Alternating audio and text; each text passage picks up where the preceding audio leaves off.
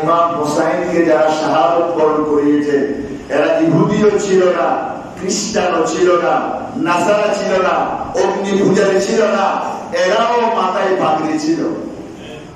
বলেন না কি ছিল? শুধু পাগড়ি না, আযান দিয়েছে টাইমে টাইমে, আযান কারবালার ময়দানে আযান দিয়েছে, নামাজ পড়েছে, আযান দিয়ে সময় মতো জামাতে নামাজ আদায় করেছে। অথচ তাদের উপলব্ধিটা নষ্ট হয়ে গেছে। নামাজের ভিতরে নবীর আওলাদকে সালাম দিয়ে নামাজ পড়ে সালাম ফেরানোর পরে যে নবীর আওলাদকে নামাজের ভিতরে সালাম দিয়েছে, ওই নবীর আওলাদকে ডুবার সময় জবে করে শহীদ করে দিয়েছে এই মুসলমানরা। তাহলে মুসলমান এক জিনিস, ইমানদার কথা বলেন না কেন? মুসলমান দাবিদার অনেক কোটি কোটি, কিন্তু সত্যিকার ইমানদার ওই দিন কারবালার ময়দানে ছিল 82 জন। কয়জন? 82 জন। আর ওই দিকে নামাজিও ছিল, আযানও দিয়েছে, পাগড়ি আছে, এক একজনের দাড়ি এক মুষ্টি নয়, শুধু আমার এক হাত লম্বা লম্বা দাড়িওয়ালা, এখানে অনেক বড় বড় হাফেজে কোরআনও ছিল, তাদের কলমের মধ্যে কোরআন শরীফ গোটা মুখস্থ ছিল। ওই মানুষটা ইহুদি খ্রিস্টান নয়, মুসলমানরা এবং আযানের মধ্যে আশহাদু আন্না মুহাম্মাদুর রাসূলুল্লাহ বলেছে, লা ইলাহা ইল্লাল্লাহ বলেছে, আল্লাহর নবীর নাম বলেছে। এই রকম মানুষটা যেই নবী আওলাদের রাসূলের প্রতি ভালোবাসার কথা বলেছেন, তারা ক্ষমতার লোভে, আপনার টাকার লোভে, আপনার দুনিয়াদারির লোভে এমন পাগল হয়ে গেছে, অন্ধ হয়ে গেছে, নবীর হাদিস খুলে দিয়ে নবীর আওলাদের গলার উপর ছুরি চালিয়ে নির্মমভাবে শহীদ করে দিয়েছে। এরাও নামাজি ছিল। নাউযুবিল্লাহ। সেজন্য আমাদের সমাজে, আমাদের দেশে, সারা পৃথিবীতে দুই রকমের মুসলমান আছে। একটা হলো এজিদি মুসলমান, আর একটা হলো হুসাইনি মুসলমান।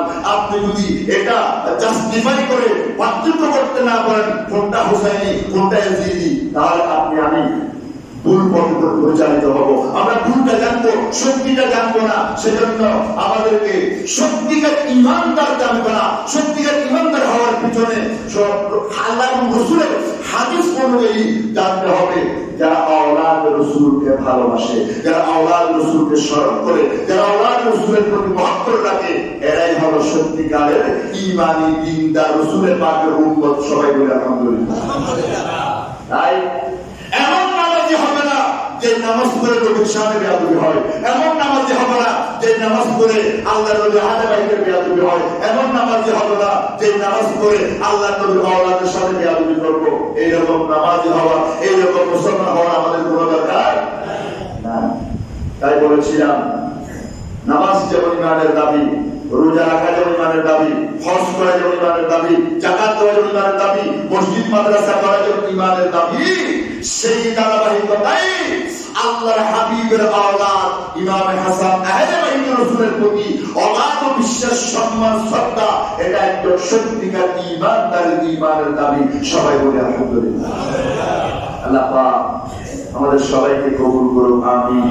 আল্লাহ আমাদেরকে সত্যিকার আহলে বাইতের কারবালার প্রেক্ষাপট থেকে, ইমাম হুসাইন রাদিয়াল্লাহু আনহু থেকে শিক্ষা নেওয়ার, সবরের শিক্ষা, পর্দার শিক্ষা, নামাজের শিক্ষা, দ্বীনের শিক্ষা, হজের শিক্ষা, সমস্ত কিছুর শিক্ষা কারবালার ময়দানে আল্লাহ প্রেক্ষাপট রচনা করেছেন। আমরা সেই কারবালার ময়দান থেকে আমরা শিক্ষা নেব, আমাদের সমাজে বাস্তবায়ন করব, আমরা সত্যিকারের রাসূলের পাকের আদর্শিক মুসলমান হব। আল্লাহ আমাদের সবাইকে কবুল করুন, আমিন। আখিরু দাওয়ানা আলহামদুলিল্লাহি রাব্বিল আলামিন। আসসালামু